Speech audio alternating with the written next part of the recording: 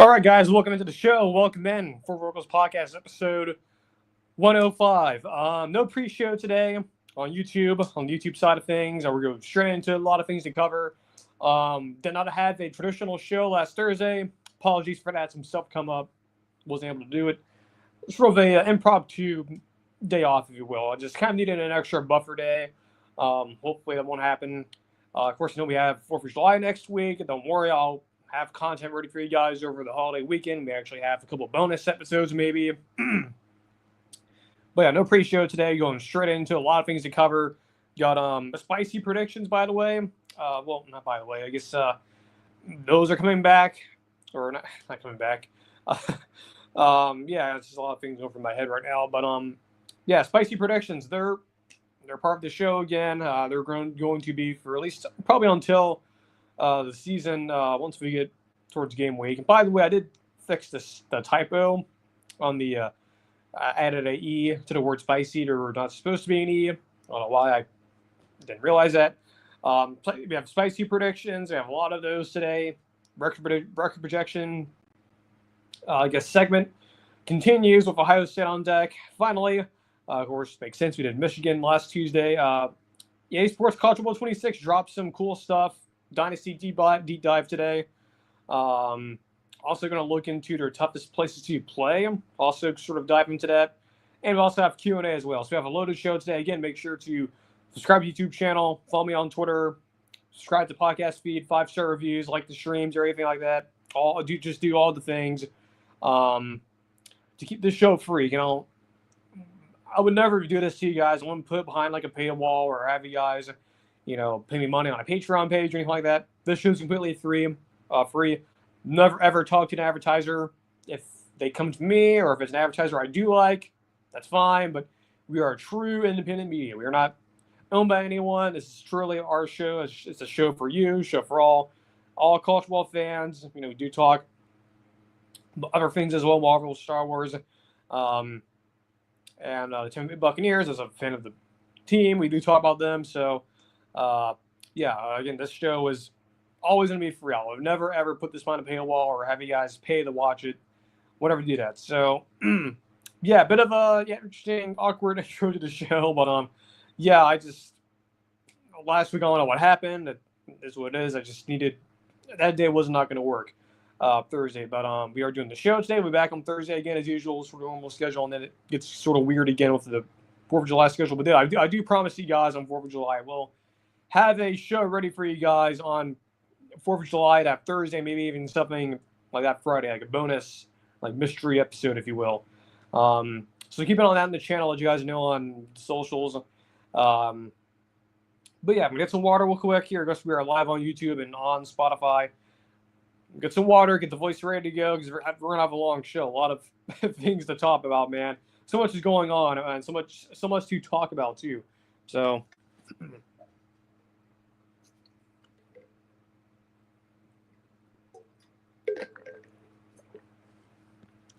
yeah, we're getting started here. And, of course, we didn't even do the traditional intro we have for folks on YouTube. So that's pretty rare for us to do that. It's serious when we're doing that, when we're bypassing the traditional intro that we have set up.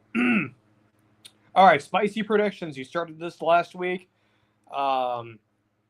Very excited how this turned out. Made some changes to it. Well, not about changes, but mainly just the spelling error on for some reason, added an extra E to spicy. But, I guess it could work out either way. But we changed it. It's grammatically correct. So spicy predictions, how this works. Again, these are our sort of bold predictions. But instead of calling them bold, we just called them spicy. Sort of like, if you were to do like a tier listing of like hot sauces, and the spicier they get, or the higher level, I guess they get, spicier they get, and the more interesting they get.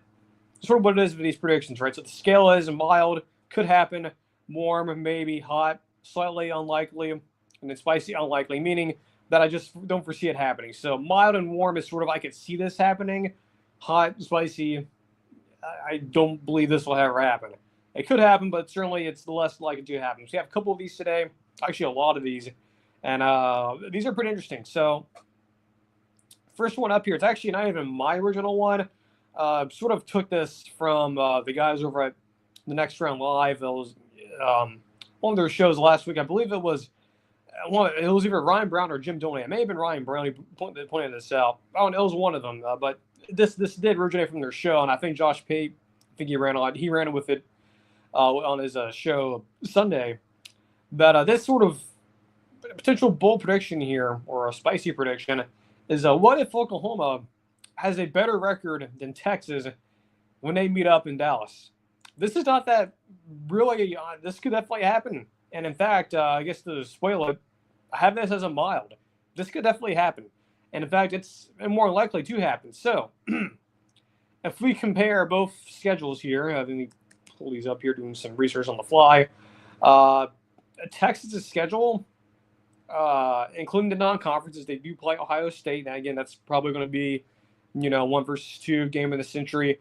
Even though what value does that have now because of the expanded playoff, but still, I guess for us classical college football fans, this is the first time in this decade, I believe, there's been a 1 versus 2 matchup in the regular season, not including the conference championships.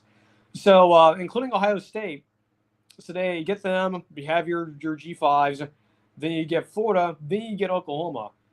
There is a scenario where Texas could easily be 3-2 going into that game. They could easily lose to Ohio State and Florida. Like those, their 2 toughest games in the beginning of the year until the game against OU in Dallas are on the road. And of course, you can make the arguments. Well, Florida, we don't know what they'll be yet, but then again, this is early in the year, and Florida hopefully should be healthy. Right, as long as DJ Lagway's the quarterback, that's a very scary thing if you're a Texas fan because you didn't face him last year. You faced the freaking kid who was a walk-on from Yale, who transferred from Yale. And then, of course, you play Ohio State. I mean, we'll go over them later in our record projection segment, sort of a preview.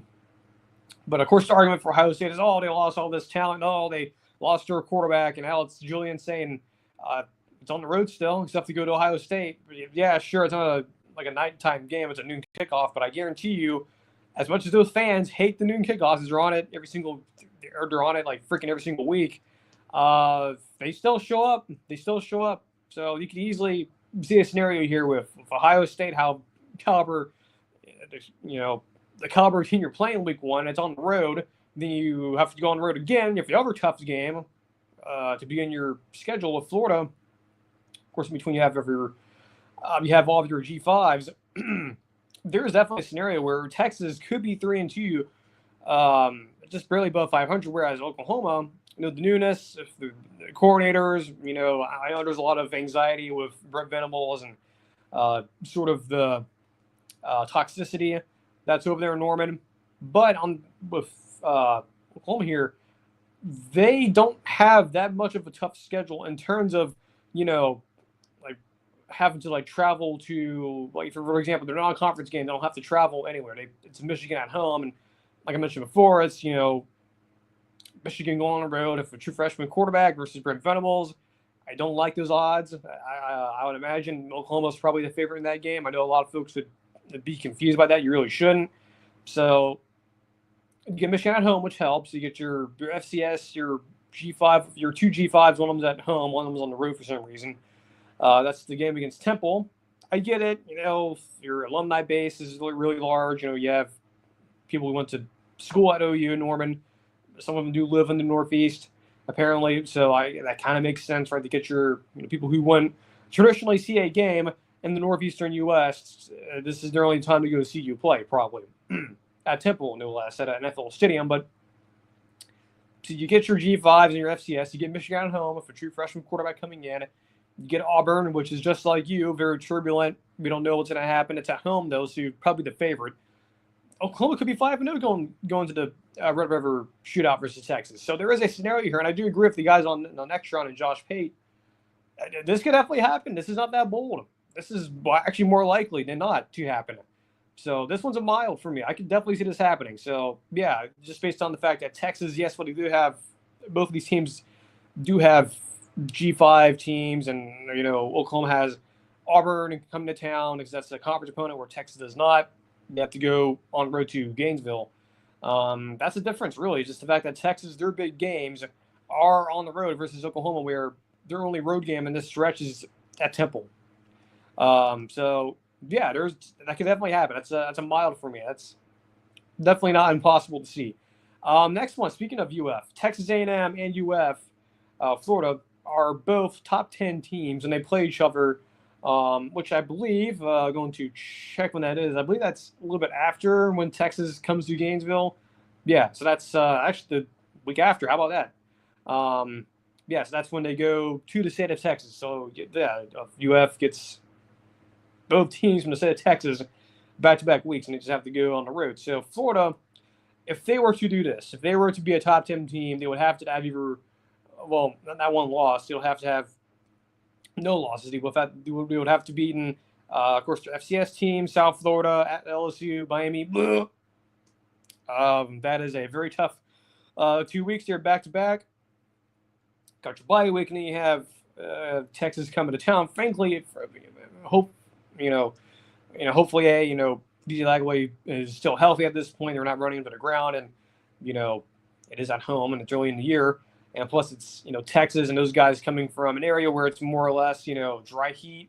If you're using the weather factor here versus going to, I guess northern central Florida, I guess sort of northeastern Florida, because I live in Jacksonville. The show's high top from Jacksonville. So again, the weather here and even here in Jacksonville, which is right not far from Gainesville, still gonna be pretty warm even by October. It's still, like upper 80s, low 90s. It's humidity. It's a humid hot versus a dry hot, which is something that a lot of these kids from Texas, or especially the fans too, are not used to dealing with that.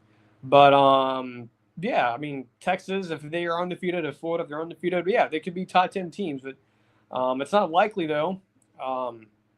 But it's not too impossible to see. There's obviously a scenario, but I don't think so. I think this is slightly unlikely.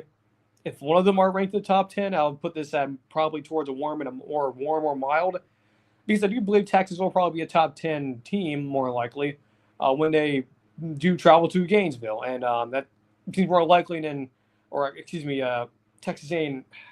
Did I get this all confused? Yeah, I did. Well, whoops. Wow, so I don't know what happened. I just talked about Texas, and I was supposed to talk about Texas A&M.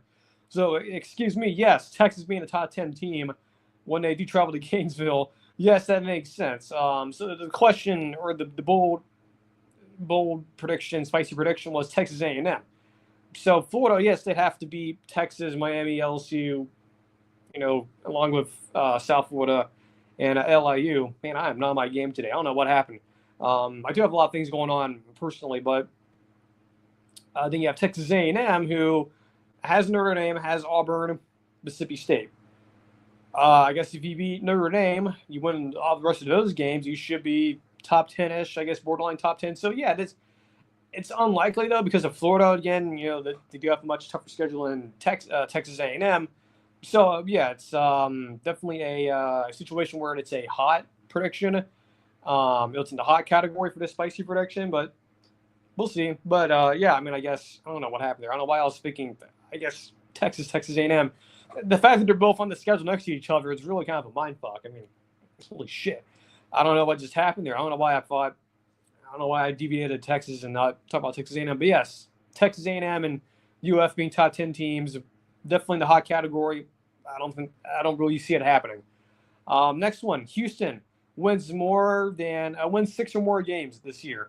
If you don't know about Houston, they are in a weird situation. They lost a lot of guys in the transfer portal. They brought in a lot of folks to contribute to that. I'm still a supporter of Billy Fritz. He's a really good head coach. They made changes on the offense. They bring in Austin Armstrong, who was the former DC at UF, the guy who is, a lot of people call him the computer nerd, because he's like definitely doesn't look like a football coach, but whatever. That's sort of the joke going around college football circles. But so this prediction here, the spicy prediction, is Houston, with all these changes, with all these new players coming in and players leaving, especially on defense, which are having to bring in a whole an accoutrement of players coming in, because a lot of the other guys left, and they bring in Connor Wegman, who we'll see. But they start out with their FCS team. They play Rice in the rivalry games, and do play Food. They don't have to leave the state of Texas actually until week 4? Go to Oregon State there at Research Stadium. I believe that is a Friday or Thursday. It's a Friday, so that's interesting. So they have Houston three out of their 4 games is on a weekday. So they have a Thursday game, which is game 1. Then they have their game at Rice, which is on Saturday, and then they have 2 back-to-back Friday games and have another Friday game later in the year. So interesting schedule dynamics there, but they have their games against the FCS team, their G5 team. Colorado comes to town. They have Oregon State, Texas Tech, Oklahoma State on the road, Arizona. It's not an easy schedule. It definitely gets harder. It sort of scales up. So, I mean, there's definitely a world they could start when they get to their game against Texas Tech, which is a rivalry game, like maybe 4-0, 3-1, and then it gets sort of real in a hurry. Somewhat with Tech coming into town. You have to go to Arizona State, West Virginia, UCF, TCU, Baylor. It does get really difficult as you go later in the year. Let's mention or bring up injuries and sort of the buy-in, because again, this is mostly a portal team now.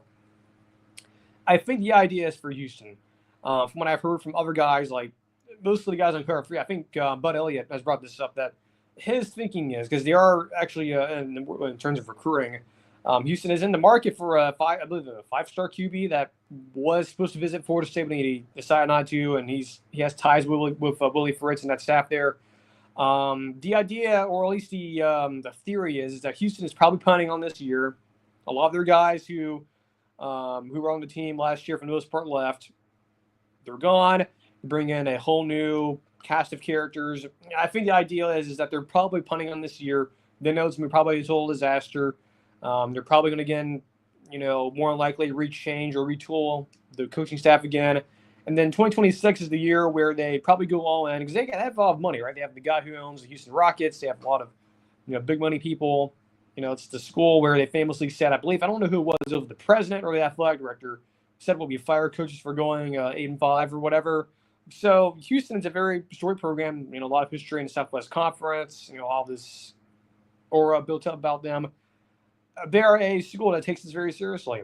They want to be competing for Big 12 championships and competing for the playoff, whatever that looks like going forward. So I think they are going to put on this year. I agree with everyone else. I don't believe this will hit, so that's why on the category I have it as a hot again. So it's just below the spicy tier, which is slightly unlikely to happen. There's a chance it could happen. There's a chance they could luck into their way of winning 6 or more games. Did they beat Kansas State late in the year? They could do that, especially depends on how some of these teams look later in the year, like your Baylors of the world, your Arizona States, injuries and stuff like that. And then Houston, maybe they do stay healthy and they do benefit off of a sort of an interesting launch pad schedule, or a launch pad first couple of weeks, I guess. So yeah, it's not something that it's not like impossible, but I don't think it's gonna happen. I think it's definitely in the hot category. I don't foresee it happening. Now, this next one, I unfortunately could see this happening. So, this last spicy prediction is Virginia Tech and Virginia, the state of Virginia, to power the big schools there, will have head coaching openings by the end of the year. This could certainly happen. Virginia is interesting. Virginia, to me, is ironically in a better spot than Virginia Tech, even though I'm not big on either. I wasn't largely over the moon about either of those hires when they were made. Both Tony Elliott at UVA and Brent Pry over at Virginia Tech was very concerned, especially after the first years. I mean, I know Virginia inherited, that was inheriting a mess where the roster was depleted. Virginia Tech, same thing. Like Justin Fuente completely just destroyed that program. It was sort of like when Brian Harsin took over Auburn. It was over a longer, period of time. But unfortunately, and with Virginia Tech, they lose all of their best players are at elsewhere. I think most of them actually went to. I think like 3 of them went to LSU. All their players on defense left. Last year was a disappointment. They failed me. I thought they were going to be really good. I sort of bought into the hype, of Kyron Drones and whatnot. I do believe one of these coaches are going to be fired. If I had to lean towards one of them, I'm not a fan of doing this necessarily, but if I had to like if you were to put a hypothetical like Nerf gun to my head, I guess lack of a better term, and say, hey, you got to choose which one of these coaches are going to be fired, or else you'll get shot with the Nerf dart. Who are you choosing? Sort of using a less graphic example, I guess analogy, I would probably choose Virginia Tech and Brent Pry. I have never been sold on this coach. Again, look, I've watched his interview with Josh Pate. I think he did one last year. I think he did do one this year, I believe. He may have not. I don't think he did, but he did do one last year. I know for sure. So I watched the interview, and after watching it, so look, I don't hate Brent Pry the person. I know he's very experienced. He was the D coordinator under James Franklin, I believe, for a long time. He's a lot of history in that region of the country. He's not an idiot, but just the vibes I'm getting from over there, the fact that they had an exodus of players leaving. The outlook for them is not very good. I believe their win total is like 5.5. And then last year, what happened? Losing to Vanderbilt, and it just didn't feel good. Between these two, I do have a lot more concerns about Virginia Tech than Virginia. Now, Virginia is a whole other situation. Yes, they're not like going to compete for the ACC championship game like they were under Bronco Mendenhall and Bryce Perkins at quarterback. But yeah, I mean, there's obviously a chance both of these jobs will be open. So yeah, I did put this in the warm category, as I could maybe see this happen, only because I feel less confident that Virginia will open up, because I do believe there is some momentum finally with Tony Elliott versus Virginia Tech with Brent Pry, where, look, let's just be kind of real here. He may not last until, like, he may easily be out of it. There might be an interim coach by the time they get to November. I think you could get really ugly there. We haven't done their preview yet. I'm sure I'll probably repeat all this stuff again. But once we do, and I actually go for their schedule, like it could get pretty dark in a hurry for them, and that's not something I would imagine you'd be saying if you're a Virginia Tech fan, or at least envision yourself saying that back like 20 years ago when Frank Beamer was your head coach, and you had like Michael Vick as your quarterback, and you're made to the national championship and stuff like that. It's like just the whole collapse of Virginia Tech. You know how SB Nation has their or whatever, I think they are like what now, like Secret Base or whatever. They're still SB Nation to me, but SB Nation has this really cool series. I think they stopped doing it. It's their collapse series, where it just tells you the collapse of like pro sports teams. Like the NFL, they have a lot of good ones. One of them is Tampa Bay, unfortunately. On notification there from Windows virus protection, no threats. Thank you, Windows. I didn't think there was anything wrong with my computer. So what was I saying? Yeah, so SB Nation had this collapse series, and again, it's mainly doing with pro sports. Again, I think they stopped doing it. They haven't done one in a couple of years. I would love to see someone do that again, where they just go over, the collapse of like maybe college football programs. Virginia Tech would be a classic example of a program that was so powerful in the early 2000s and the aughts, and then the early 2010s, and they just completely become street pizza after like 2012 or whatever, and they've not been really back. I mean, they've had good enough years, like the early Fuente years were fine, then the Old Dominion thing happens, and all of a sudden the negativity starts settling in. So yeah, that just the fall of Virginia Tech football to me has just been both amazing and sad to watch. And hopefully it comes back at some point, whether it's Brent Pry or someone else. I don't know. And not to mention, too, I don't even know how the coaching market views Virginia Tech. I know it's a valuable job, but I don't know. I guess I have to do more research on that, and how getting other people's opinions on that job and how valued it is in the coaching industry. Because I'm sure it's a valued job, right? You're in a good state, it's a good region, sort of that, the coal mining area of the country. You have a lot of access to different parts of the country. You can get into Pennsylvania, you can get into, South Carolina and Tennessee, even, Eastern Tennessee. So again, I don't know how valued it is. I mean, it's, it is in a conference that maybe doesn't value college football the way it probably should be, unless, especially if they're bigger brands. So I don't know. But yeah, both of them having a head coaching opening, it can maybe happen. It's not likely to happen. It's not in the mild category. I almost did put it in there, but that's because of Virginia and some of the momentum I'm starting to hear from them. Definitely, probably would be more appropriate to put in the maybe warm category versus the mild category, which is completely in the category of it could definitely happen. So that's where I'm going to put it. So that is it for spicy predictions. Definitely don't know why it took 25 minutes to do that, or 20 or so minutes to do that, but whatever. It's my show. I guess I can go for as long as I want to. When it's water real quick, again, make sure subscribe, YouTube channel, Twitter, follow me over there as well. Spotify, the podcast feed.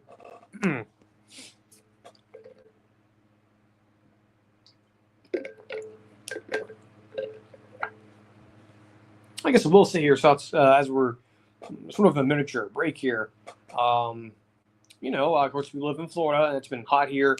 No afternoon thunderstorms for the past couple of days, though I have good authority. That's going to change in about 24 hours from now. We're going to get back into that routine again. We're definitely going to see storms definitely later in the week, starting tomorrow. And by the way, too, speaking of weather, how about the tropics? Tropical storm Adria, welcome to 2025. It's not been a very good year, but hey, the tropics are out there. A little wave at the satellite image of the storm, even though it's not going to last. It won't be on the board tomorrow. But hey, first storm of the season. So hey, look at that. June does actually get a storm this year. So how about that? We continue that streak of having a storm in the month of June. So how about that? Although I will say the storm that got named today wouldn't probably get a name like 15 years ago because of technology is a lot different back then. You have all the instruments available to the meteorologists down there in Miami and Coral Gables, but hey, it's out there. And how about that? Just sort of not really sign of the times, just a sign that the tropics are out there. There's as I do live in the state of Florida, as the meteorologists who I do follow in Orlando, Eric Burris over there at West 2. I think his line, he says a lot. It's living when you live in paradise, the bill comes due. I believe that's what his line was. Yeah. Eventually, we're gonna have to, our bill's gonna come due at some point. We're gonna have to deal with the consequence, if you will, of living in paradise, if you will. At some point, it will come due. But what is due is 2025 team record projections. So we started this back months ago now. We're about to be in July, so it'll be like our 2-month anniversary now of starting this year's version of it. Did this last year, albeit it was more accelerated. This year, though, because we were doing, because we started it a little bit earlier, we started it back 1st of May, the first week of May. And also, we just had more time to get through all the teams, or at least not having to have more urgency. There's not a lot of urgency, I guess, if getting all these done before the season starts. We have a lot more time to do all these. And of course, since we'll be off next Thursday because of the 4th of July holiday, I'll be traveling. We'll have 2 of these shows, meaning we'll have 3 shows next week. So that means we'll have an additional episode and an additional team record projection. So yeah, how about that? But today, team we have not talked about yet. I'm just going to double check and make sure we have not covered this team yet. I don't believe we have. Double check. I'm pretty sure we have not. We did cover the rivals last week when we covered Texas. I don't think we have. So yeah. Welcome, the Ohio State Buckeyes. Finally, Ryan Day and company finally making an appearance on the show. And he's not going to be on the show, but their team is finally being covered here. We haven't talked about them as much. So, of course, last year, the national champions, the first 2 lost national title champions since LSU in 2007. Ironically, their opponent that year was Ohio State. So, how about that? The thing about Ohio State this year, a lot of folks, we touch on this when we're talking about the Texas OU spicy prediction. Ohio State, they lose Will Howard, they lose all these, great players, Jack Sawyer and whatnot, all of the friends leave Ohio State, this great team that was assembled for the portal and through natural recruiting. They're all gone off to the NFL or to various places. It's a lot of new faces at new places. Now, the one new, or at least the new face of the program is not new. He's been there for a year. His name's Jeremiah Smith. The first, at least we know publicly, the first 99 overall player in College Bowl 26. Congrats.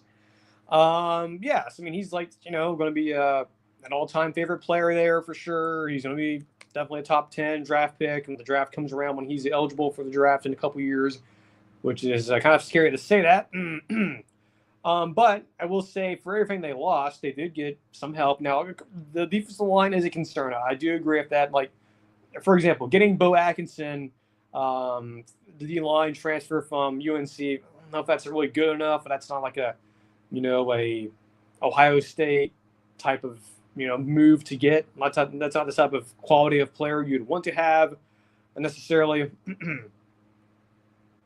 So you're looking through all the other departures here.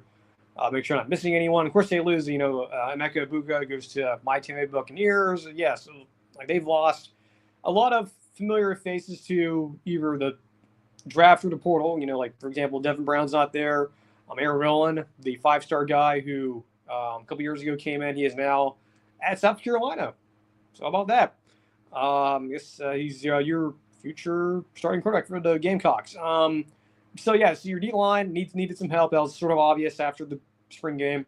Bill Atkinson, again, he's an okay player, but he's not like a guy. He's just a lowercase guy. Not a capital letters guy. He's just a lowercase guy. He's okay. I'm not trying to be mean or anything. It's just that his overall production, based on what I believe, what's been said about him and sort of the stature, he doesn't fly off your TV screen. He doesn't put the fear of God into you, I guess, if you want to use that analogy. You have Logan George from Idaho State. Okay. The one addition that he did bring in, he also got a kicker too from Ball State, of all places, local kid. They brought in CJ Donaldson from West Virginia, Miami native. This guy, Donaldson, he's not just a guy. He's really good. It's really weird to say because again, he was a great player for them last year. He comes in, he goes enters into the portal, leaves Morgantown, goes to Ohio State. Of course, there's a bit of a void there, but he could be the missing piece, but I guess a good addition for them to get and to bring in, right? You think about when they brought in Quinshon Judkins last year. Judkins was not necessarily the starter for them, but he was sort of a cog in the larger machine. That, to me, I believe is C.J. Donaldson. Could he sort of fill that void? Not necessarily, it doesn't have to be Quinshon's level. Just be the best version of himself, right? He can just be the best version of you. And I think Donaldson can do that. Most of my experience is watching him on, watching Big 12 games, or in some cases, watching him play in College Bowl 25. He was kind of an underrated player to use, actually. So you're getting a quality player. That's what I'm trying to say. He's actually somewhat of a sneaky get for them. But I think the big question for them is, of course, defense, right? Iowa State's really good in recruiting. They have Sanchez, the cornerback, who's a 5-star, so we're going to start immediately. He has his own Wikipedia page as I'm looking at this, which is kind of insane. And of course, their other 5-star recruit, notable one, is St. Clair, the quarterback, but he's not going to start, though, because we all know it's going to be Julian Sand, who's your starting quarterback for Ohio State. I have no problems with him being the starter. I have no worries about him necessarily. I know a lot of folks, I don't know how to say this, but there was sort of a camp, I guess, to, there was sort of this thinking of maybe they should go after a transfer guy. Maybe they should consider bringing in St. Clair as their starter. I don't think that was ever going to happen. I think the main goal or objective, if you will, was to have Julian Sand be the starter at some point. So that's not necessarily the most shocking thing. I think a lot of folks thought he would be the starter. You also have Lincoln Kindholz at quarterback. People were bringing him up. I don't really see it necessarily, him being the starter. I think Sand is going to be your starter. Wide receiver class or wide receiver group. Jeremiah Smith is there. Brandon Ennis is a good player. Carnell Tate, the ex-IMG guy. He's good, right? I remember that whole infamous game was it when IMG played Bishop Sycamore. I remember him playing that game. Had a couple insane catches, but running back room again, there's depth there. There's a lot of guys. There's a lot of names, James Peoples, for example. He's probably the more experienced guy there. He's been there. He was a freshman last year. We'll see. And again, look, there's a lot of names on this roster, and they kind of just keep on naming all of these. They're all names, but I guarantee you that their names, a lot of these names, it doesn't matter who it's going to be, right? Outside of quarterback and wide receiver, you'll know who these guys are by the end of the year. Once they get to the Penn State game, you'll know these names of all these high-level talent players that they've brought in, because there's a lot of them, and they're really, really good. Again, from the defense perspective, the D line needs help, and that's very clear. We don't necessarily have a lot of faith. When I'm gathering a lot of faith in those guys, but look, we have someone as the line coach being one. If I can find his name, one Larry Johnson, the D line coach. Of course, they have a new staff pretty much. I mean, it's familiar names like Brian Hartline. He just got promoted. Matt Patricia is the quote-unquote defensive coordinator. I think a lot of folks up there firmly believe that Larry Johnson is a bigger part of this than people think he is. Like, he is somewhat of a I don't know how I should say this. I guess a major voice in that defensive room and that defensive brain trust. He's been there for a while. I mean, of course, there was all the rumors and, theories about, why they got rid of Jim Knowles. Some of it may have to do with Larry Johnson and him were clashing behind the scenes. And I don't know. That's just speculation and rumors and theories. But this is still a good staff there. Again, I know a lot of folks weren't over the moon about Brian Hartline coming in. But been interesting to see because, again, the whole narrative about Brian Hartline is that he got passed up multiple times as the OC. They could have, if they really wanted to, they could have just promoted him, but they didn't. They went elsewhere, which is fine, right? They bring in, Chip Kelly past years, and they had other coaches in that position that were ahead of him. But I have faith that, given that Ryan Day is still the coach there, and that Brian Hartline has been in this system for a while, he's obviously a well-decorated wide receivers coach, as long as he's not on an ATV drunk, I guess. Remember that story a couple years ago, back in like May in 2022. But all jokes aside, this is a really good staff. It's a very good staff, and even with the Larry Johnson stuff of him versus Jim Knowles last year, and that's the reason why he left. Like, regardless of that, this is still a good staff. They're really good. They're definitely like a top 5 coaching staff. And, of course, you have Ryan Day, who's everyone's finally shove about him, about being a bum, and everyone's wanting him fired and being sent to, may as well just be sending him to Gimbo, I guess, if they lost last year, which made no sense to me, but I guess to the NFL types it does. I think this Ohio State team, based on everything we just talked about with quarterback, again, there's a lot of newness on this team, but it's a lot of new faces. I believe you will know the names of, or at least you'll be familiar with them come when they play like Penn State. So, again, I do believe that this is still a very talented team. This is a very good team. But their schedule is very tough, though. I mean, you can look at the schedule. Then you have the game against Texas. Again, probably going to be, at least according to EA Sports, apparently, and it's 1 versus 2. It's game of the century, which I would imagine the real-life polls will reflect that. I don't know about our internal poll. I guess I just spoiled it. Yeah, eventually we will be doing our internal poll. Hint, hint, wink, wink, more on that as we get towards August. But yeah, I'm sure our yet-to-be-named internal poll will probably have Texas and OU, or Ohio State, not OU, Texas and Ohio State 1, 2 in whatever order. So you get them in a non-con to get your FCS team, your local team, G5, Ohio. Then you get Washington. We did the Washington preview months ago. Months ago now. That's a very sneaky game there. It's interesting. We talked about Texas being 3-2. To start the year. What if Ohio State is 2-2 after week 4? No one's talking about it. I am. That could easily happen as well, right? There's a world that could happen, right? It's on the road, hostile environment. You have to travel multiple time zones to get there. And then it sort of levels off of Minnesota, but still Minnesota, BJ Fleck, still, respectable program. You don't just assume that's a guaranteed, win. Honestly, it's not like a free win. At Illinois, difficult. It's the rivalry games. It's the Yellow Buck Trophy. Will be on the sidelines for this game. At Wisconsin, probably be we'll see what they look like by then.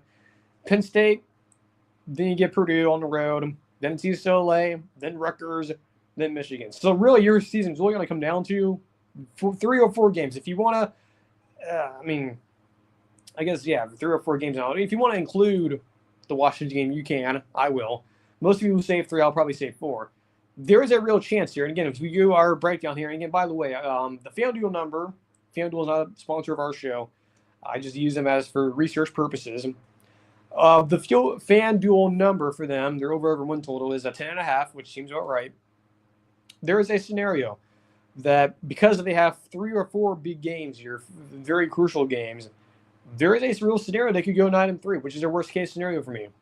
Which 9-3, if you're I guess we're talking about Auburn here later, but if you're an Auburn fan, you'd be over the moon about 9-3. That would just be like holy shit! Like we're 9-3. Like, that's amazing.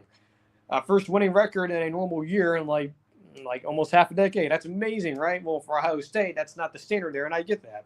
Now, does that mean that Ryan Day gets fired and he basically gets sent to Gimbo? No, I'm not saying that. But at least I don't believe that's going to happen. If it does, that'll be very stupid. But I think the best case scenario for them, though, if you want to go to, the other side of the coin, if you will, best case, worst case. The best case to me is 11-1. There's definitely a scenario. Look, if everything clicks, Julian Sands, just this all-time favorite player, and him and Jeremiah Smith, and all the other receivers step up, and the running back room, they find a voice in that room.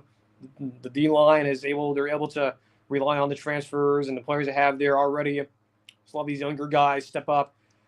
And 11-1 regular season could happen. Now, look, I was going to put 12-0, but because of the schedules and the way it's set up now, that's not going to happen. You're very rarely going to have a 12-0 team unless you're, G5 or one of those teams in the Big 12 or the ACC, which is sort of unlikely in the Big 12, more likely in the ACC as it's standing right now. My most reasonable prediction for them, the most reasonable projection is 10-2. Right in line with the FanDuel number slightly. I believe it is actually technically under because it's 10.5 due to math round up to actually 11. But yeah, I think 10-2 is reasonable here. I think, the Texas game they could lose. Washington they could lose. Penn State they could lose, as much as that's crazy to say. And Michigan, right? They have not beaten Michigan this decade. Yeah, they've been playing 2020, so that technically they have not won yet. And of course, at some point that is going to have to end, right? This isn't not just going to continue forever, right? This isn't going to be like this isn't written in the United States Constitution that Ohio State must lose to Michigan the same amount of times they beat Michigan before, which was like 10 years. So I don't think that's going to happen, but we'll see. But yeah, 10-2 most reasonable. Worst case 9-3. Best case 11-1. I know it took a lot to say to get to that point because that's probably what you would expect, right? Given Ohio State's stature and whatnot. But I feel good about this. Right about them too last year. But I believe our best case was actually 10-2. I believe, if I recall correctly. With some water real quick. We're not done with the show yet, so a lot to talk about. So I'm gonna do that. We'll be right back.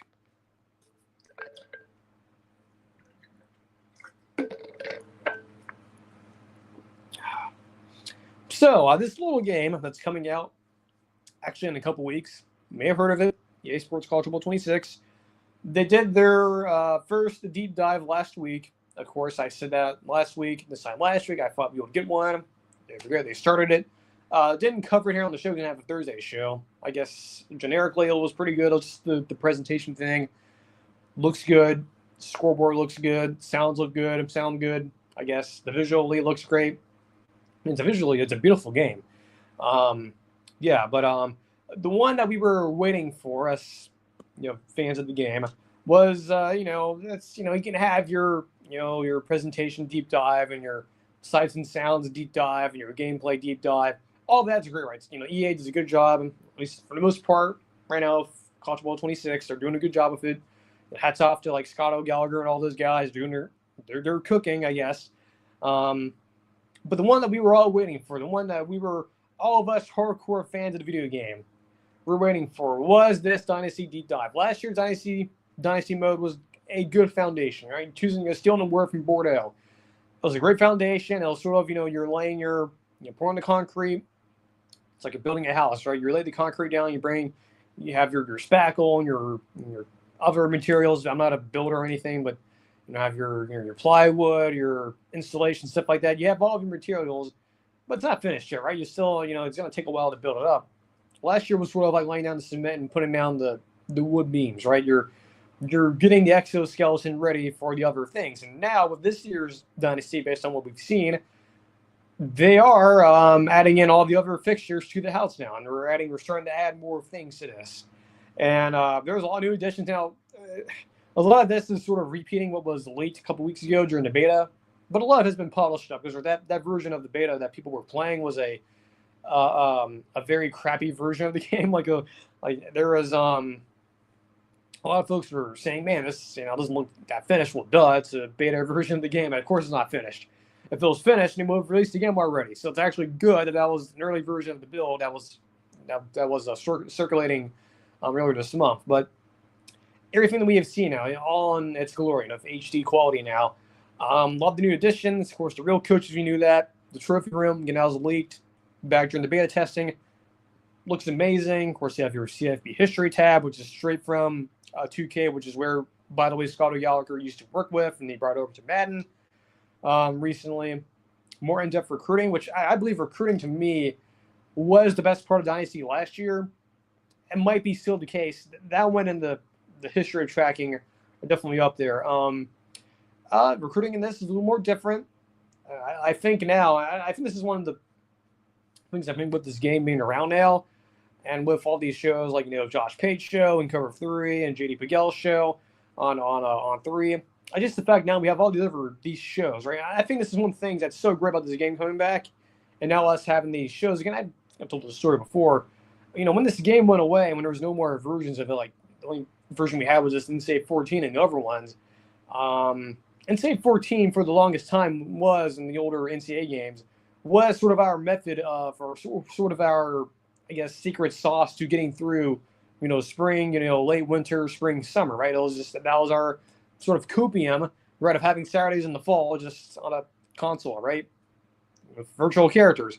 So that used to be sort of our way of, getting through, before the season starts. And once the game started to die down, and once I guess in my case our Xbox 360 started to stop working, the only way we could get our dose of college football year round was these shows, right? Like Josh Pate's show and Cover 3 and JD Pagel, sort of like have our substitute for the game, because at that point they know the game was coming back. Then it comes back, and we have both the game and the shows around. I think what this does now, and I think you've seen this also with people like Bordeaux, who was literally just a fan of the game, and now he's being sent down to EA and actually having a direct hotline basically to EA. The folks over there down EA have not only access to us, the fans, and hearing our feedback, which is one of the things they mentioned in their deep dive press release, but another thing that's not been mentioned a whole lot, it's something that on Cover 3 Bud Elliott's mentioned, that being able to have the reporters, right, people like him and Josh Pate and Matt Brown over at Extra Points, having those guys in the room to sort of help you understand how to have more realistic stuff like recruiting and team grades, and having Bud's blue chip ratio from 247 in the game. Just all these little things that we didn't have in the older games, because again the reporters and whatnot were so much distant from college football from the original series. But now, since these shows have blown up, like Josh Pate's show and now Cover 3, now there has been collaboration. Now you are starting to hear voices like Josh Pate and people like Bud Elliott and Tom Fornelli and all these guys now sort of now giving their opinions on how things in the game should reflect real life, because these guys, their jobs are covering the sport. People like me, right? People who do shows and whatnot, and all this who follow this to a T, would want the video game to actually reflect, and not totally real life, because it's not real life. Like there's a lot of like play calling on a menu screen on a virtual video game. It's not the same as having your big ass notebooks on on your desk in Austin, Texas, or in Corvallis, Oregon, right? It's not the same thing. But I do think now having these other shows, right, these like shows that cover the real life sport and have this video game around, because it does have that collaboration. It does sort of intersect the real life and the fictional stuff. So that is really cool. And I think the biggest benefactor of that has been recruiting. I do think recruiting has been more tailored to be more realistic, with last year's game and this year's game, is because that those relationships, right? Being able to have those reporters in the room helping you out. So that's really cool. So the recruiting stuff, some of it did leak out in the beta, but not all of it. It's like, for example, you can have actual recruiting battles, like recruiting wars, for example. I think the example they used was like UCF and UF battling for like a 4-star guy. That wasn't in the game previously in last year's game or the game 10 years ago. So that's cool. They're making recruiting like not harder, but they are making it a little more challenging. Because one of the things I noticed about Insave 14 and College Football 25 is that you could become Nick Saban very quickly. And I don't believe that was the intention last year, because it did mention that, but it didn't really happen. That is the case this year. I believe it will be a lot harder to become like Nick Saban, or I guess in the college football example, John Wooden, right? Not every single coach is like that, right? It's very hard to do that. So I am congratulating EA for doing that. Another small thing is like wear and tear on the transfer portal. I've been overhauled. And in fact, unlike last year, you can disable the transfer portal. You can disable it. Not necessarily disabling, like, not like officially, but it is disabling it because you can set it to like the maximum of like, what, 300 or so players in the portal to like 1 or 0, I believe. So, yeah, you can actually disable the transfer portal, which they didn't do last year, but now they're doing it this year. So that's interesting. I'm trying to think here. What else is new? So yeah, recruiting, transfer portal, the coaching carousel has been overhauled. You have also more apparel, which was leaked to you in the beta.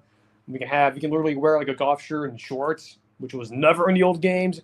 I don't know if you can wear a suit. Now, I believe they do have the drip that PJ Fleck wears, like the windbreaker and the sort of windbreaker suit combos. They do have that in the game that was leaked, but I don't think they have like in the old games like just a full on like suit. I don't think they have that in this year's game, but who knows? Maybe they do. Not necessarily reveal it all to us yet. But in terms of the other stuff with like Dynasty, you have your college bowl history tab. It's better like stat tracking, which was something that Bordeaux mentioned in his video because I watched his video earlier. He did mention that hey, a lot of other fans like me were having to like use like Google Docs and spreadsheets to like fill out information.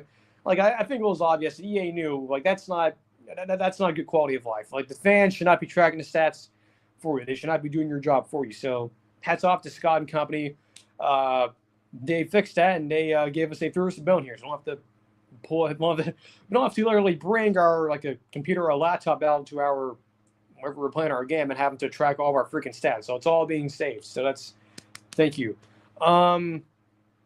There's also new team builder editions too. With team builder, I have my own problems with it.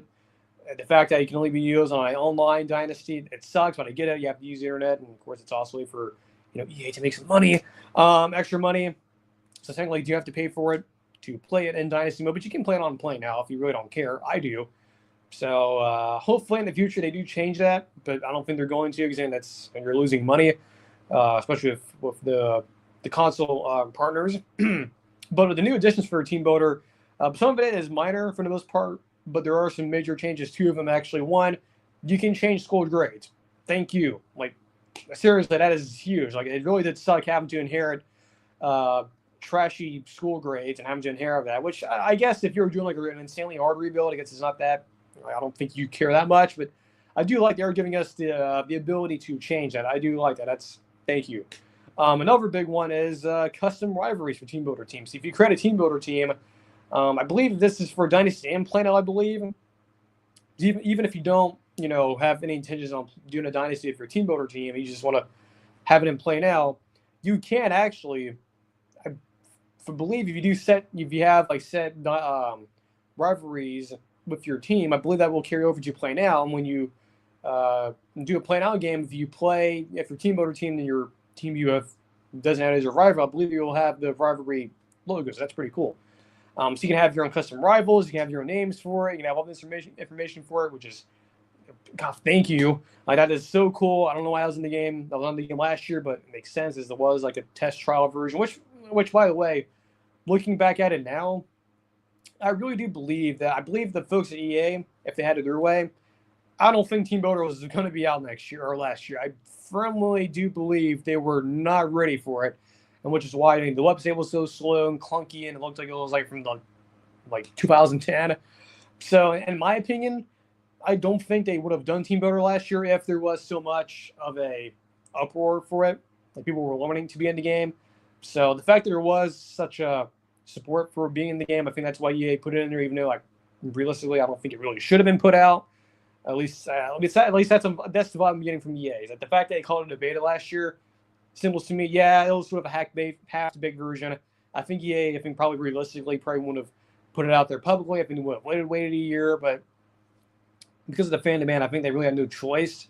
They were just like, all right, we'll put this out there, but then again, it's a beta, so it may not always work all the time. So, and look, for the most part, it's fine. I'm glad they did sort of have some balls and actually, kind of take the risk of having a half-baked version of it available. But, it is what it is, and we're finally actually getting a actual team builder now. There are some negatives to point out.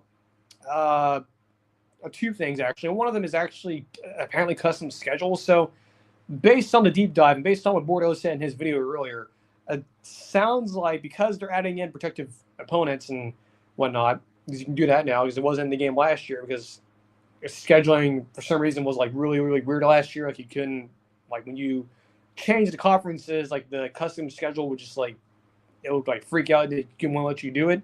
So you were stuck with the schedule you had, which sucks because especially if you're like a lower team or if you're doing a rebuild, like I don't know if you want to be playing, Georgia in your first game of the year. I don't know if I'm only doing that, but a piece of dust in my nose.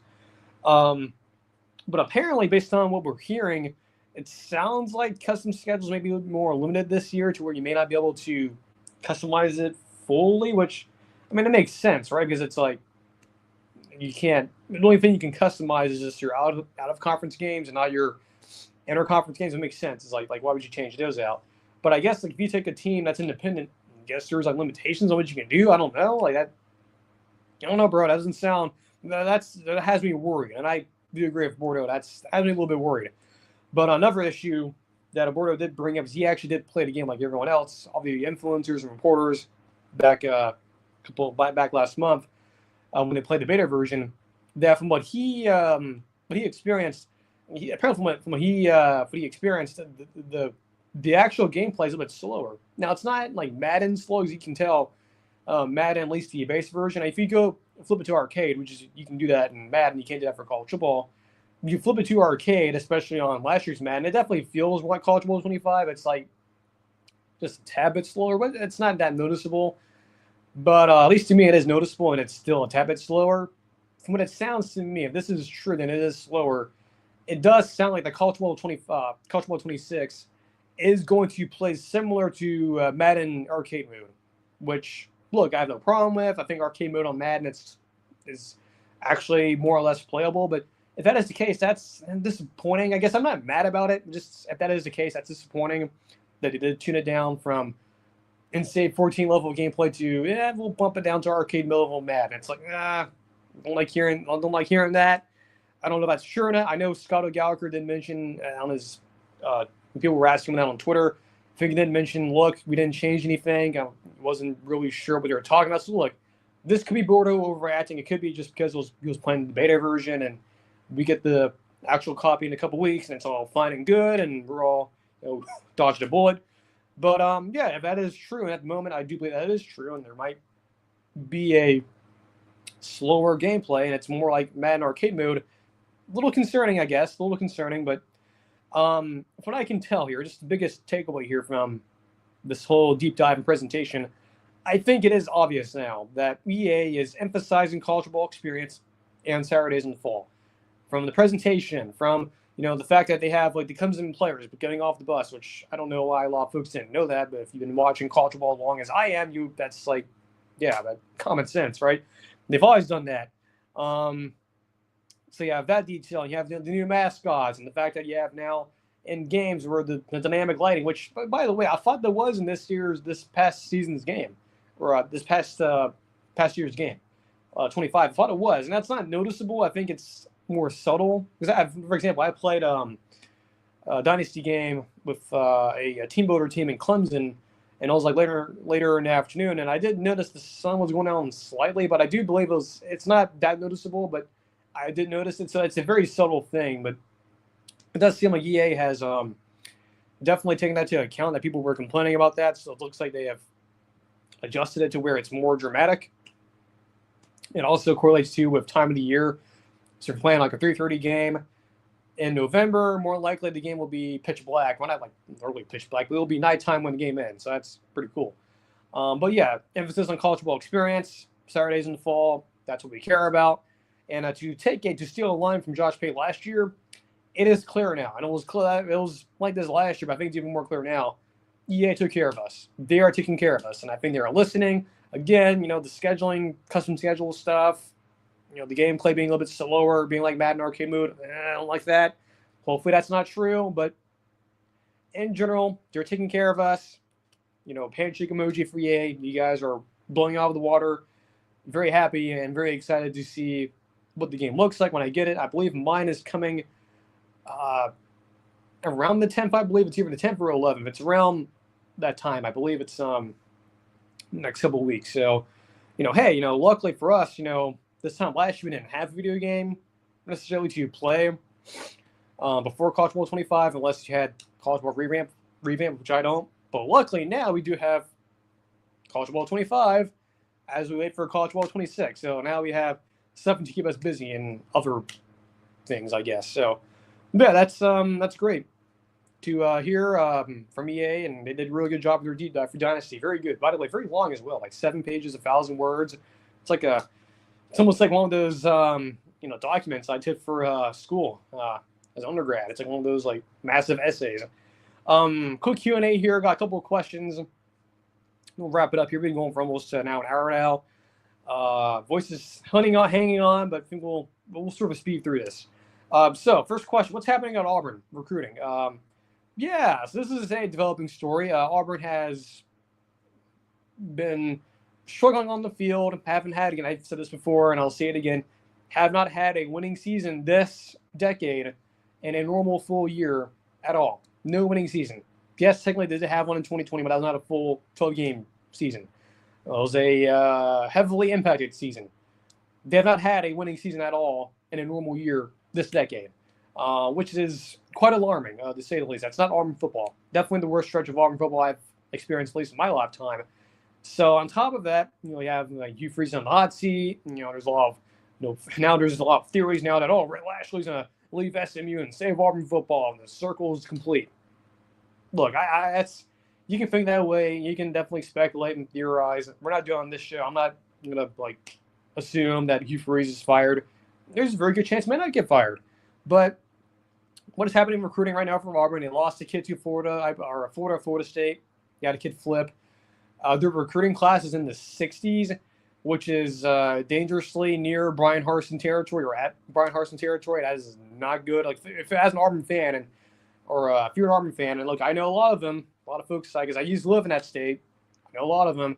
I'm sure I know it's red lights and sirens. Like, it's chaos over there right now, which it should be. That's not, the way recruiting is right now in the real life, although in video games are more different. In real life, recruiting is now in June and July. That's where all the big signings and all the big movement starts to happen. Because signing day is getting closer now, right? It's like we're halfway through a year already.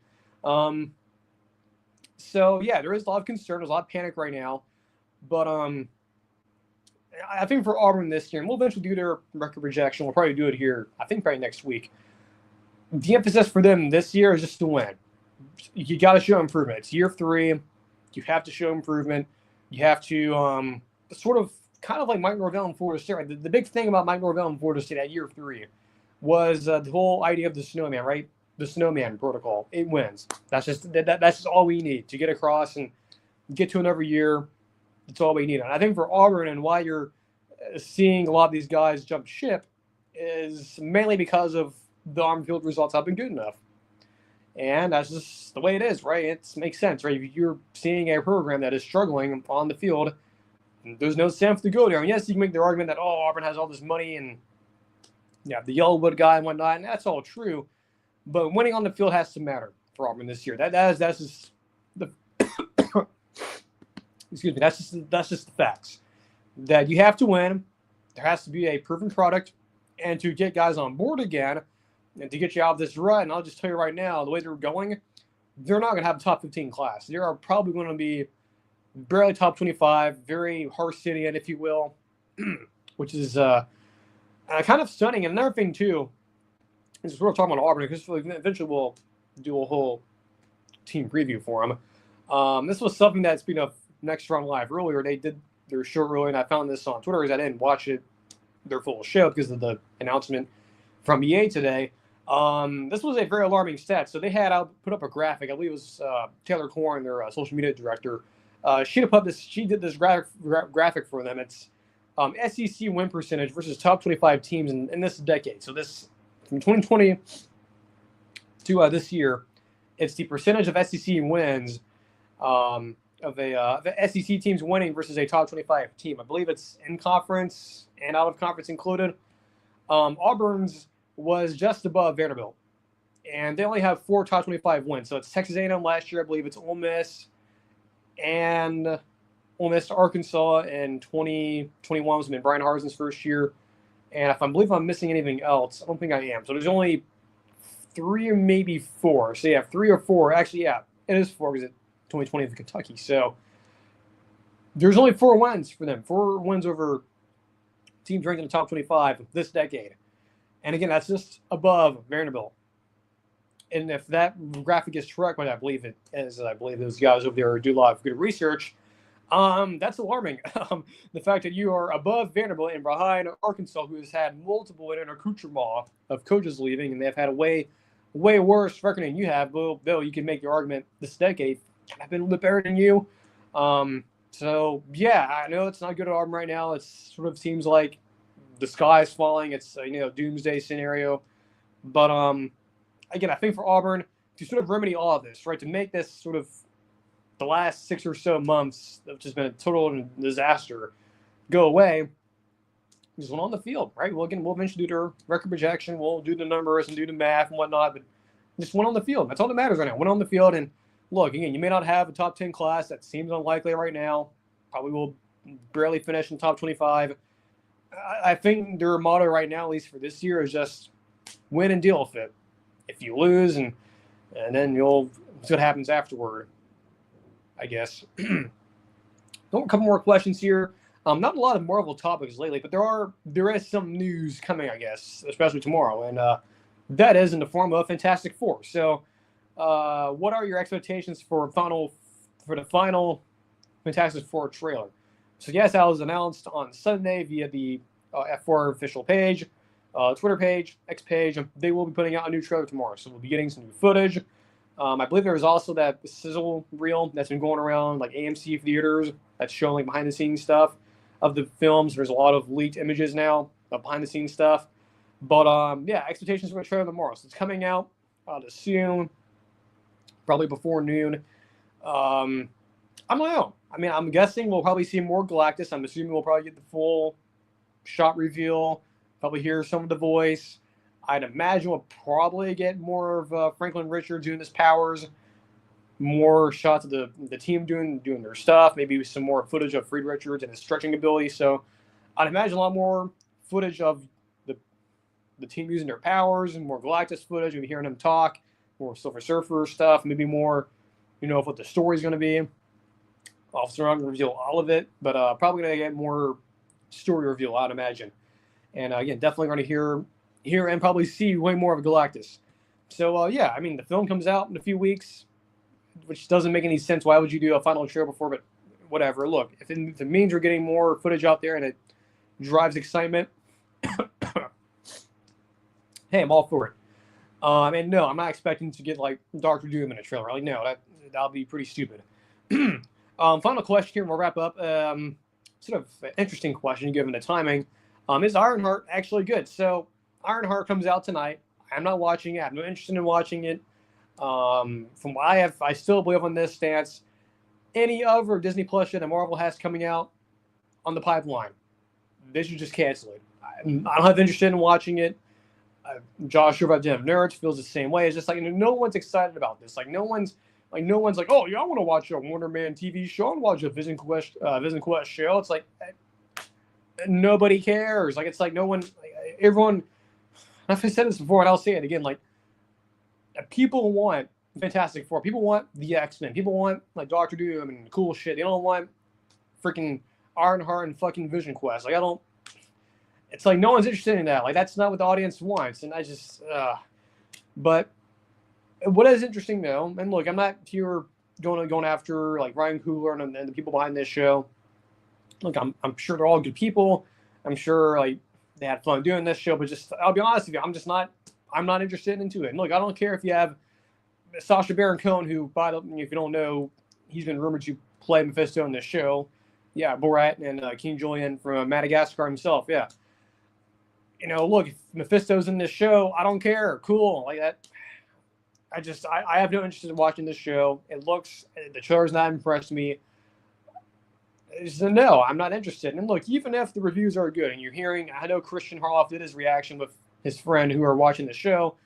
who got the early like stuff that was sent to them privately, the episodes, they said, hey, look, it's not that bad. It's, third episode's pretty good. That may sound good. And look, the whole, the first 3 episodes, again, they're doing this for only 2 weeks. It's like next week, and then afterwards it's over. Look, the whole show could come out and it could be, hey, this is actually kind of a sneaky good show, sort of like Agatha All Along last year. That could be the case, but still, it's like I don't know. I'm not totally sold on this show. I'm not really interested in watching it. Again, I'm not trying to be mean or anything. It's just I don't have interest in watching it. Other folks have no real interest in watching it. The trailers have impressed me in terms of the quality we're getting and the story. And I guess I will say the CGI does look okay, but it's just like, I don't know, man. It's like we want the X-Men. We want Fantastic Four. We want cool shit. We don't want whatever the heck this is. Like, it's, I don't know. It's Marvel leaning into this whole, Guardians of the Galaxy was so successful. Let's do more obscure, weird characters that no one ever heard of. Well, again, like I said before, I'll say this again. There's only one James Gunn, and Guardians of the Galaxy was a false positive. Like, I don't know what to say. I've been saying it. Josh over at Damn Nerds has been saying it. It's like, it's almost like Disney again. They just took their success of Guardians. They're just like, we could do this with any character. It's like, no.